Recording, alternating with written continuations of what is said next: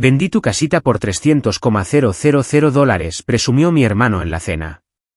La familia celebró. Por fin tomas decisiones inteligentes.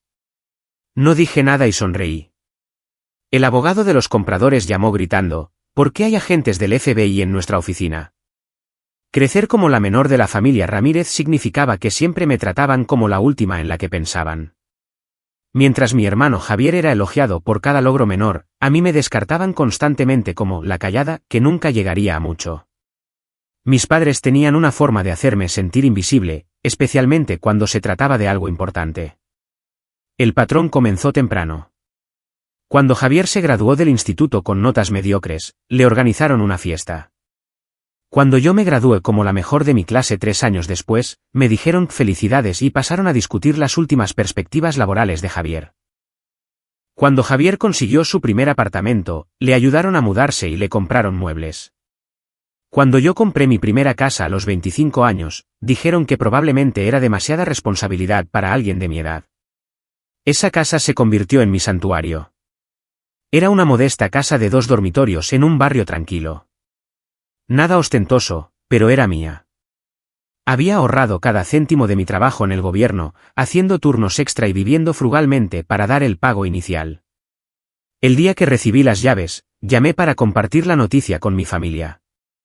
¿Compraste una casa? La voz de mamá sonaba escéptica. ¿Estás segura de que puedes pagar las cuotas? Es una buena inversión, había respondido, tratando de mantener la emoción en mi voz. ¿Inversión? Javier se había reído de fondo. Apenas puede pagar el seguro del coche. Esto va a terminar mal. Papá había tomado el teléfono.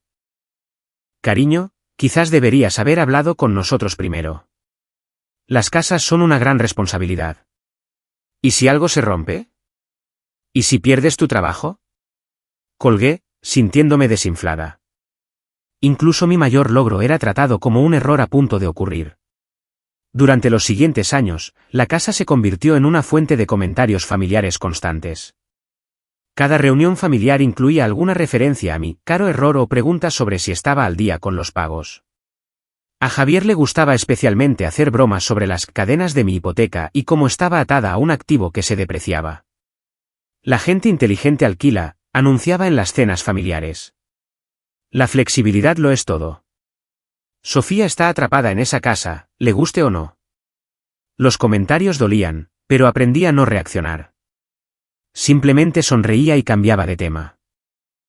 Mientras tanto, Javier saltaba de trabajo en trabajo y de apartamento en apartamento, siempre pidiendo dinero a nuestros padres para cubrir el alquiler o los depósitos de seguridad.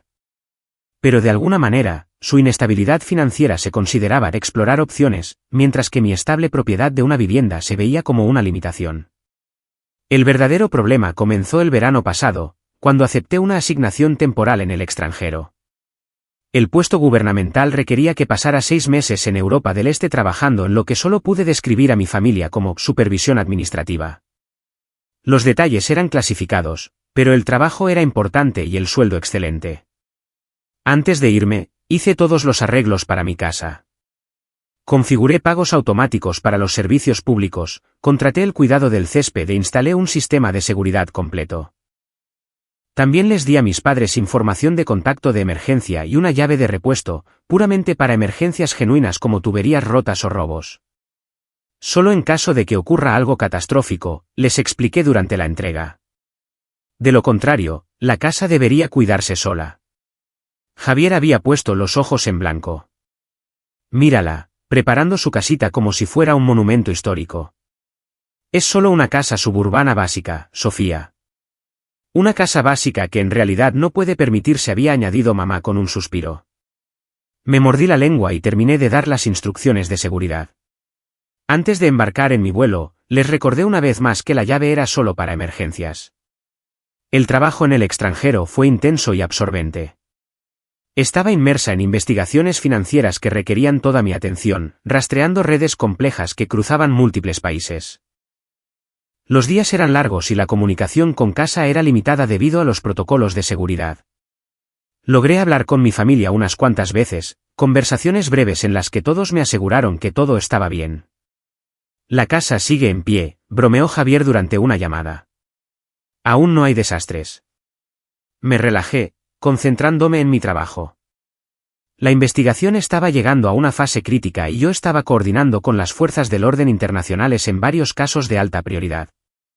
Mi experiencia en delitos financieros me había convertido en una parte esencial del equipo, y el trabajo era uno de los más importantes de mi carrera.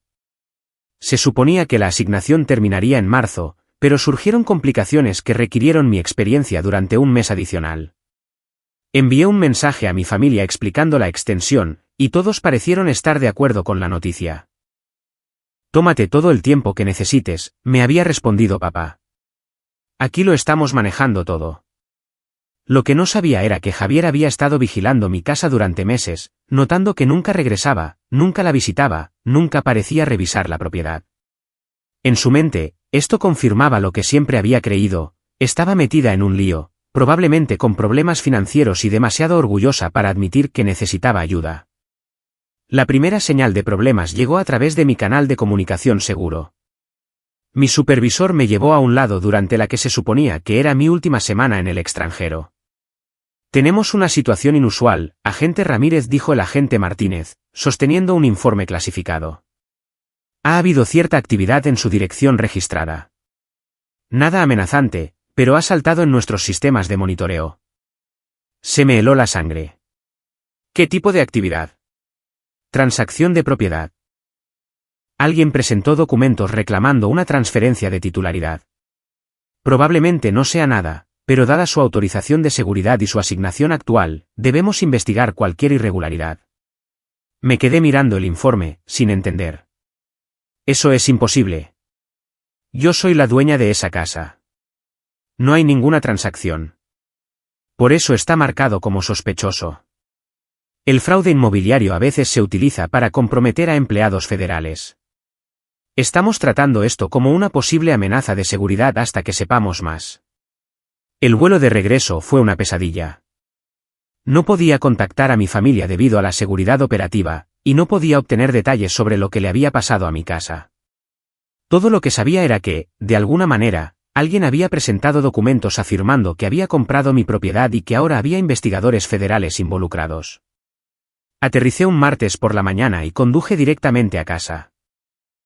La casa parecía normal desde fuera, pero había una caja de seguridad para llaves en la puerta principal y un cartel de vendido en el césped. Mi llave no funcionaba. Con las manos temblorosas, llamé al número del cartel inmobiliario. Servicios Inmobiliarios Ramírez, contestó una voz alegre. Soy Sofía Ramírez.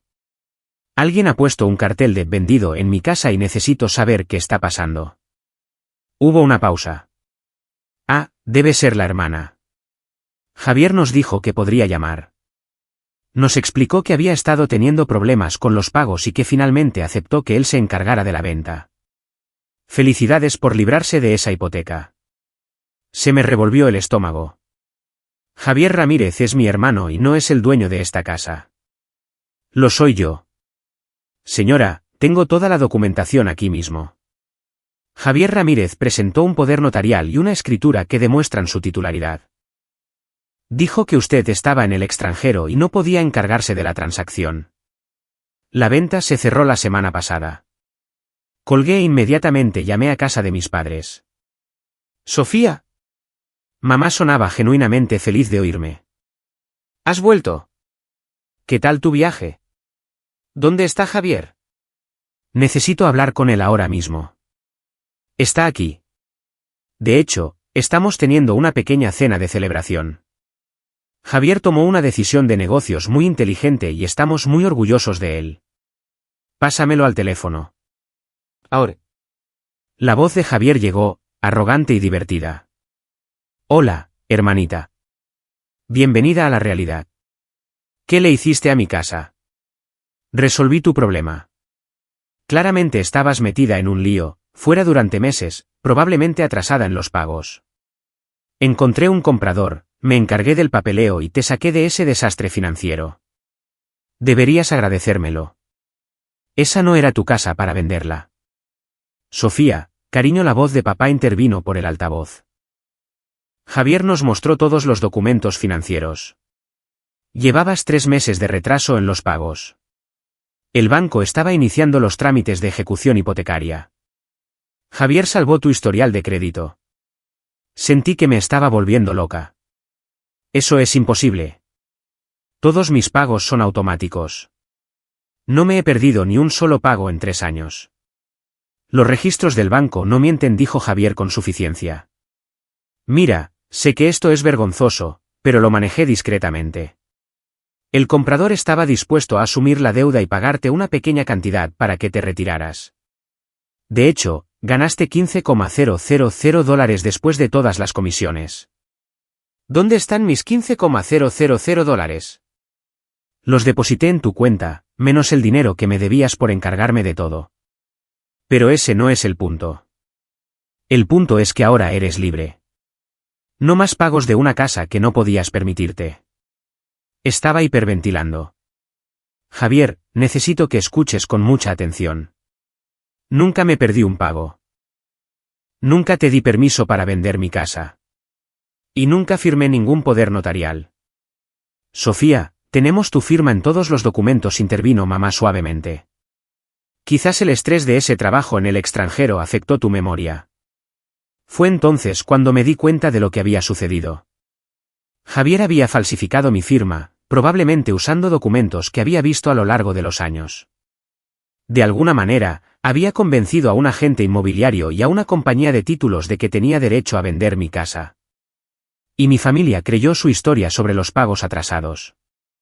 Pero lo que Javier no sabía, lo que ninguno de ellos sabía, era que mi casa no era una propiedad cualquiera. Debido a mi autorización de seguridad y la naturaleza sensible de mi trabajo, se me había exigido registrar mi dirección con las autoridades federales. Mi propiedad era monitoreada como parte de los protocolos de seguridad nacional, y cualquier transacción no autorizada desencadenaría una investigación inmediata. Necesito ir para allá, dije en voz baja. Tenemos que discutir esto en persona. Por supuesto, dijo papá cálidamente. Ven a celebrar con nosotros. Javier ya está hablando de invertir tu parte en su nueva empresa. Conduje hasta la casa de mi infancia aturdida. La familiar sala de estar estaba decorada como una fiesta con una pancarta de felicidades, Javier colgando sobre la chimenea. Mi hermano presidía la reunión desde el sillón reclinable de papá, contando la historia de cómo me había rescatado del desastre financiero. Y la mejor parte, decía Javier mientras yo entraba, es que ya no tiene que preocuparse por los impuestos a la propiedad o el mantenimiento. Básicamente le devolví su libertad. Ahí está. Mamá me abrazó con fuerza. Estamos muy orgullosos de Javier por cuidar de ti. Miré alrededor de la habitación, a las caras felices de mi familia. Genuinamente creían que Javier había hecho algo maravilloso. En sus mentes, yo era la hermana menor irresponsable que se había metido en un lío. Y Javier era el héroe que había limpiado mi desastre. Cuéntame exactamente qué pasó, dije, sentándome frente a Javier. Es bastante simple, comenzó Javier, claramente disfrutando de la atención. Me di cuenta de que nunca volvías a revisar la casa. Los vecinos mencionaron que no te habían visto en meses. Pasé por allí y vi que el césped estaba creciendo demasiado a pesar del servicio. El correo se estaba acumulando a pesar del reenvío y el lugar parecía abandonado. Así que investigué un poco, continuó con orgullo. Llamé a la compañía hipotecaria, fingiendo estar preocupado por mi hermana. Me confirmaron que estabas atrasada en los pagos. 3 meses, Sofía. 3 meses enteros. Esto era imposible. Sabía que mis pagos automáticos funcionaban. Revisaba mis cuentas regularmente, incluso desde el extranjero. Así que fui al banco, continuó Javier. Les expliqué la situación. Dijeron que los procedimientos de ejecución hipotecaria habían comenzado y que la propiedad saldría a subasta en 60 días. Fue entonces cuando supe que tenía que intervenir. ¿Cómo obtuviste el derecho legal para vender?, pregunté con cuidado. Javier sacó una carpeta de documentos. Poder notarial. Qué suerte que firmaras esto antes de irte a tu misterioso trabajo. Me entregó un documento con mi firma al final. La firma se veía perfecta. Demasiado perfecta. Javier siempre había sido bueno para las falsificaciones, una habilidad que había usado en el instituto para firmar sus propias notas. No recuerdo haber firmado esto, dije en voz baja. Lo firmaste el día antes de irte, dijo Javier con confianza. Dijiste que era en caso de emergencias. ¿No te acuerdas? Estabas muy estresada por dejar la casa. La sala llena de familiares asintió con simpatía. En su versión de los hechos, yo estaba abrumada y Javier había dado un paso al frente para ayudar. El comprador fue genial, continuó Javier. Una pareja joven y agradable, primeros propietarios. Estaban preaprobados por el monto total y dispuestos a cerrar rápidamente. Honestamente, Sofía, deberías ver lo felices que están. Planean formar una familia en tu antigua casa. ¿Y te encargaste de todo el papeleo?, pregunté. ¿Todo? Transferencia de título, liquidación de la hipoteca, incluso coordiné con el agente inmobiliario. Te ahorré miles en comisiones al encontrar a los compradores yo mismo. Javier sonreía con orgullo. Vendí tu casita por $300,000, anunció dramáticamente, claramente habiendo practicado este momento. La familia estalló en aplausos. Finalmente, tomando decisiones inteligentes, celebró mamá. No dije nada y sonreí, mi mente trabajando a toda velocidad. Javier no tenía idea de lo que realmente había hecho. Pensaba que había vendido una simple casa suburbana, pero en realidad había transferido ilegalmente una propiedad federal bajo monitoreo de seguridad activo. Mi teléfono vibró con un mensaje seguro. Agente Martínez, necesito informe inmediato. Crimen federal reportado en su dirección. ¿Está segura? Respondí. ¿Segura? Reunión familiar. Llamo en 1 hora. ¿Todo bien?, preguntó papá, notando mi teléfono. Solo trabajo, dije con calma. Javier, ¿puedes decirme los nombres de los compradores? Quiero enviarles una tarjeta de bienvenida. David y Mónica Soto. Una pareja encantadora, de 20 y tantos años. Están muy emocionados con su primera casa. Javier estaba claramente orgulloso de su papel de casamentero. Mi teléfono vibró de nuevo. Esta vez era un número desconocido. Hola, ¿hablo con Sofía Ramírez? La voz estaba en pánico, casi gritando. Sí, ¿quién habla? Soy Jaime Vargas, del bufete de abogados Vargas y Asociados. Representamos a la familia Soto en la compra de su propiedad. Me fui a la cocina para tener privacidad. ¿En qué puedo ayudarle, señor Vargas? ¿Por qué hay agentes del FBI en nuestra oficina?, gritó al teléfono. Tienen una orden de registro para todos los documentos relacionados con la venta de la propiedad Ramírez. Dicen que la transacción fue fraudulenta y que potencialmente involucra violaciones de seguridad nacional. Podía oír a la familia en la sala de estar todavía riendo y celebrando el éxito empresarial de Javier. Señor Vargas, necesito que escuche con atención, dije en voz baja. Nunca autoricé la venta de mi casa. Mi hermano falsificó mi firma y transfirió ilegalmente una propiedad federal. ¿Qué? Pero tenía un poder notarial. Tenía su firma. Esos documentos son falsificados. La firma es falsa. Y señor Vargas, mi propiedad está registrada con las autoridades federales debido a mi autorización de seguridad. Cualquier transacción no autorizada desencadena una investigación automática. Hubo silencio al otro lado. Luego, el sonido de papeles revolviéndose frenéticamente. Oh, Dios mío, susurró Vargas. Los agentes del FBI están preguntando sobre fraude electrónico, robo de identidad y algo sobre estatutos de protección de propiedad federal. Quieren saber si verificamos los documentos del poder notarial. ¿Lo hicieron? Los aceptamos de buena fe. Su hermano parecía legítimo y la firma parecía auténtica. Podía oír gritos de fondo en la oficina de Vargas. Señor Vargas, necesito preguntarle algo importante. ¿La familia Soto está en su oficina ahora mismo? Sí. Están aquí tratando de entender por qué los agentes federales están confiscando todos sus documentos de cierre. Dígales que lo siento mucho, pero fueron víctimas de un fraude. La venta fue ilegal y necesitan cooperar plenamente con la investigación federal. Pero gastaron los ahorros de su vida. Sacaron una hipoteca. Ya se han mudado. El FBI se encargará del proceso de recuperación financiera. Ahora mismo, todos deben centrarse en cooperar con los investigadores federales. Colgué y volví a la sala de estar, donde Javier todavía era el centro de atención. ¿Quién era?, preguntó mamá. El abogado de los compradores, dije con calma. Javier se animó con interés. ¿Todo bien? No hay problemas con el cierre, espero.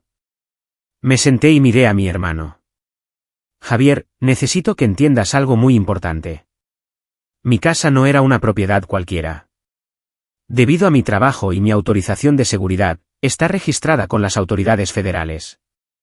Cualquier transacción no autorizada desencadena una investigación automática. Javier se rió. Vamos, Sofía.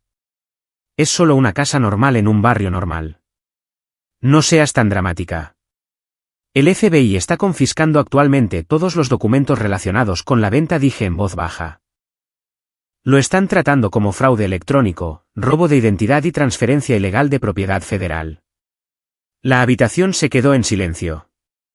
Eso es ridículo, dijo papá después de un momento. Javier te estaba ayudando a salir de una mala situación. No había ninguna mala situación. Nunca me perdí un pago. Nunca firmé un poder notarial y nunca le di permiso a nadie para vender mi casa. La confianza de Javier comenzaba a resquebrajarse. Pero el banco confirmó que estabas atrasada en los pagos. Javier, ¿realmente hablaste con mi compañía hipotecaria o llamaste a un número diferente? Su rostro palideció. Llamé al número que encontré en internet. ¿Qué nombre les diste? Dije que era Javier Ramírez, tu hermano, y que estaba preocupado por tu propiedad. Asentí lentamente. Y te dieron información financiera detallada sobre mi hipoteca por teléfono, basándose en nada más que compartir mi apellido. El ambiente en la habitación se estaba volviendo incómodo. Los miembros de la familia comenzaban a parecer confundidos. La firma en el poder notarial continué. ¿Puedes decirme cuándo y dónde supuestamente la firmé? El día antes de que te fueras. En tu cocina. Javier, me fui al aeropuerto directamente desde mi oficina. Nunca fui a casa ese día y ciertamente nunca firmé ningún documento legal que te diera el control de mi propiedad. Mi teléfono comenzó a sonar. Agente Martínez. Disculpen, dije, saliendo al porche trasero. Soy Sofía Ramírez. Agente Ramírez, necesitamos que venga de inmediato. Tenemos una escena de crimen federal en la dirección de su propiedad y necesitamos su informe completo sobre las implicaciones de seguridad. Mi hermano está aquí con mi familia. Él cree que me estaba ayudando al vender la casa. Su hermano cometió fraude electrónico, robo de identidad y transferencia ilegal de propiedad federal. Los compradores son víctimas. Los profesionales inmobiliarios son posibles cómplices, y la propiedad de su familia es ahora evidencia en una investigación federal. ¿Qué pasa ahora? Vamos a ejecutar órdenes de arresto en 1 hora. Su hermano debe ser detenido antes de que tenga la oportunidad de destruir pruebas o huir. ¿Puede mantenerlo en su ubicación actual? Él no sabe que ha cometido un crimen. Cree que me estaba ayudando. Agente Ramírez, su hermano falsificó documentos federales y transfirió ilegalmente una propiedad monitoreada por el gobierno. Sus intenciones son irrelevantes para los cargos. Colgué y volví a entrar. El ambiente en la sala de estar había cambiado. Javier buscaba frenéticamente en su carpeta de documentos y mis padres hacían preguntas que él no podía responder. Sofía, dijo mamá cuando me senté, Javier dice que la compañía hipotecaria le dijo que estabas atrasada en los pagos, pero no recuerda exactamente con quién habló ni cuándo. Y el poder notarial, añadió papá. Javier dice que lo firmaste en tu cocina, pero tú dijiste que te fuiste desde tu oficina. Javier estaba sudando ahora. Mira, tal vez recuerdo mal algunos detalles, pero lo importante es que ayudé a Sofía a salir de una mala situación. ¿Qué mala situación?, pregunté suavemente. Mis pagos de la hipoteca eran automáticos y estaban al día. Nunca pedí ayuda. Y ciertamente nunca firmé ningún documento que te diera el control legal de mi propiedad. Pero los avisos de ejecución hipotecaria. Comenzó Javier, y luego se detuvo. ¿Qué avisos de ejecución hipotecaria? Yo. Los vi en tu buzón. Tenía configurado el reenvío de correo antes de irme, Javier. Todo mi correo se enviaba a una instalación federal segura. No había correo en mi buzón. La habitación estaba en silencio, excepto por el sonido de los papeles de Javier mientras buscaba frenéticamente entre los documentos. Quizás hubo una confusión, dijo mamá con esperanza. Quizás Javier entendió mal la situación, pero intentaba ayudar. El problema, dije con cuidado, es que Javier falsificó mi firma en documentos legales y vendió ilegalmente una propiedad federal. Incluso si sus intenciones eran buenas, esos son delitos federales graves. Javier se levantó de repente. Esto es una locura. Es solo una casa normal en los suburbios. No tiene nada de federal. Mi autorización de seguridad requiere el registro de mi residencia principal con las autoridades federales, expliqué. Cualquier transacción no autorizada desencadena una investigación automática. ¿Autorización de seguridad para qué?, preguntó papá. Dijiste que trabajabas en supervisión administrativa. Miré las caras confundidas de mi familia. Trabajo en investigación de delitos financieros. Blanqueo de dinero internacional, financiación del terrorismo, redes del crimen organizado. Mi propiedad es monitoreada como parte de los protocolos de seguridad nacional. Javier se dejó caer en el asiento. ¿Hablas en serio? El abogado de los compradores acaba de llamar porque agentes del FBI están confiscando todos los documentos de cierre. Los compradores gastaron los ahorros de su vida en una casa que legalmente no pueden poseer porque la venta fue fraudulenta. Pero tengo un poder notarial, dijo Javier débilmente. Falsificaste el poder notarial. La firma es falsa. Javier, ambos sabemos que siempre has sido bueno copiando firmas. Mi teléfono vibró con otro mensaje seguro. Agentes federales en camino. 10 minutos. Miré a Javier, que empezaba a comprender la magnitud de lo que había hecho. Javier, los agentes federales van a estar aquí muy pronto. Te van a arrestar por fraude electrónico, robo de identidad y transferencia ilegal de propiedad federal. Necesitas cooperar plenamente y conseguir un abogado de inmediato. Arrestar, exclamó mamá. Pero sí intentaba ayudar. Mamá, Javier falsificó mi firma y vendió ilegalmente mi casa. El hecho de que pensara que estaba ayudando no cambia los crímenes que cometió.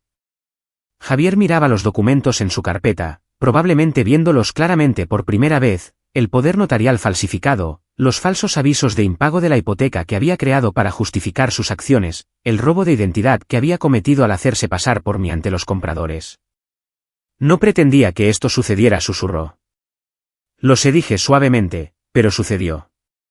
Robaste un activo de $300,000 y lo vendiste sin permiso. Eso es un crimen federal, independientemente de tus intenciones. Se oyeron portazos de coches afuera. A través de la ventana delantera, pude ver todoterrenos negros sin distintivos entrando en el camino de entrada. Sofía Ramírez, gritó una voz desde la puerta principal. Aquí, respondí. 4 agentes del FBI entraron en la sala, mostrando sus placas. El agente Martínez me asintió profesionalmente. Agente Ramírez, dijo formalmente. ¿Es este el sujeto? Miré a Javier, que se había quedado completamente pálido. Este es mi hermano, Javier Ramírez. Es quien falsificó los documentos y ejecutó la transferencia ilegal de la propiedad. Javier Ramírez, anunció el agente Martínez, está usted arrestado por fraude electrónico, robo de identidad y transferencia ilegal de propiedad federal. Las esposas hicieron clic alrededor de las muñecas de Javier mientras los agentes le leían sus derechos. Mis padres lloraban, preguntando si todo esto era realmente necesario. ¿No podría haber algún malentendido? Señora, le explicó el agente Martínez a mi madre, su hijo cometió múltiples delitos federales graves. Falsificó documentos gubernamentales y transfirió ilegalmente una propiedad bajo monitoreo federal. Esto es un asunto de seguridad nacional. Mientras se llevaban a Javier al coche, me miró con una mezcla de confusión y traición. Intentaba ayudarte, dijo. Lo sé, respondí. Pero cometiste crímenes graves en el proceso. Después de que los agentes se fueran con Javier, me senté con mis padres en la sala de estar, de repente silenciosa. La pancarta de felicidades, Javier, parecía absurda, colgando sobre la chimenea. ¿Qué pasará ahora?, preguntó papá. Javier será procesado y acusado.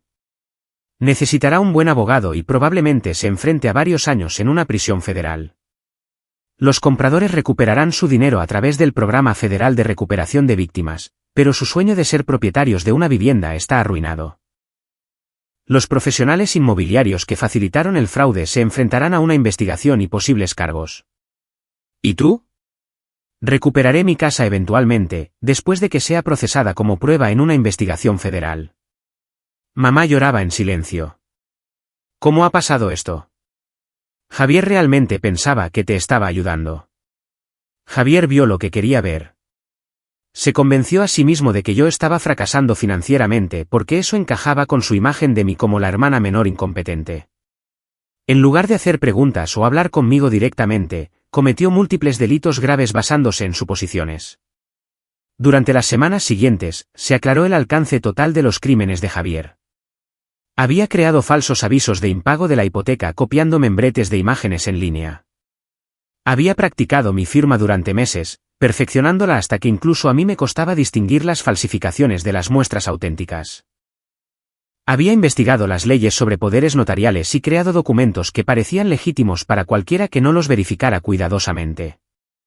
El agente inmobiliario y la compañía de títulos se enfrentaron a una investigación por no verificar adecuadamente la documentación.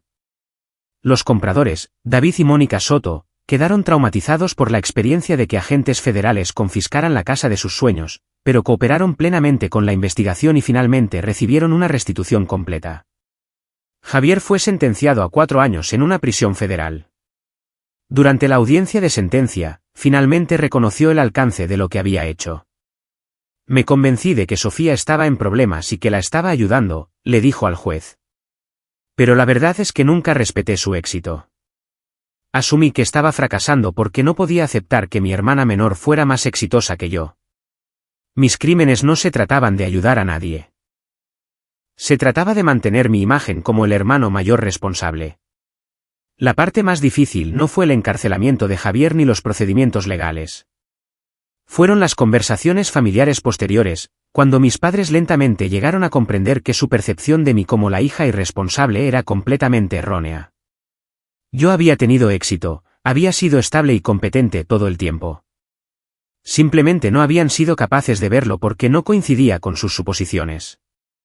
Te fallamos, dijo papá durante una conversación difícil. Te tratamos como si fueras incapaz cuando eras la persona más capaz de la familia. ¿Creísteis lo que Javier os dijo? Dije. Es muy convincente cuando quiere. Pero deberíamos haberlo sabido. Deberíamos haberte conocido mejor.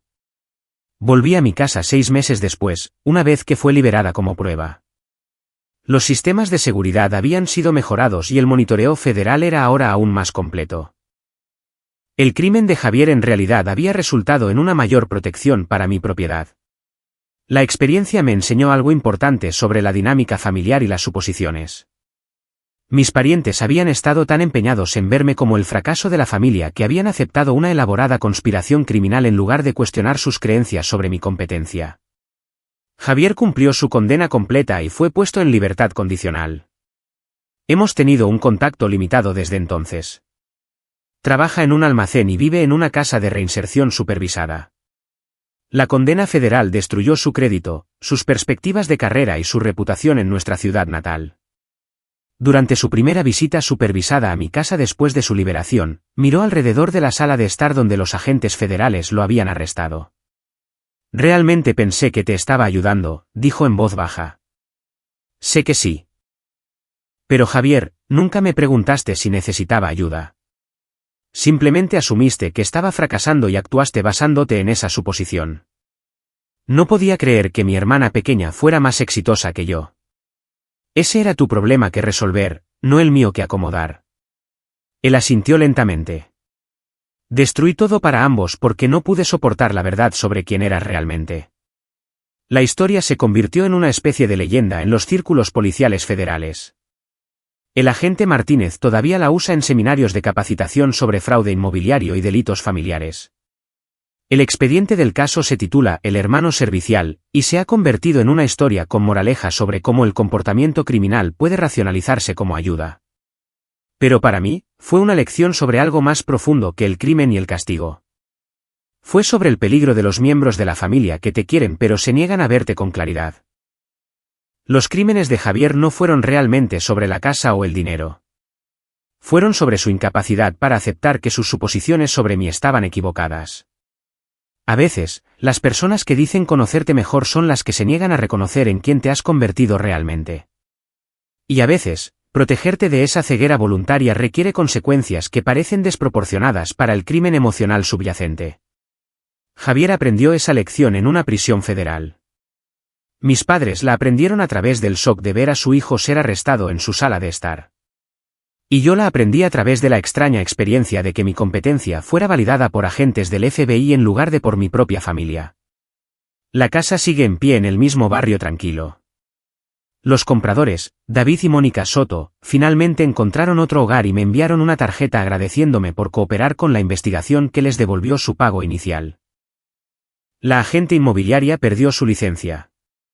La compañía de títulos implementó nuevos procedimientos de verificación, y Javier aprendió que las suposiciones sobre los miembros de la familia pueden convertirse en actos criminales cuando esas suposiciones te llevan a falsificar firmas y robar propiedad federal. Todavía recibo tarjetas de Navidad del agente Martínez. La del año pasado decía: espero que tu dinámica familiar sea menos emocionante estos días. Lo son, pero fue necesaria la intervención federal para que eso fuera posible.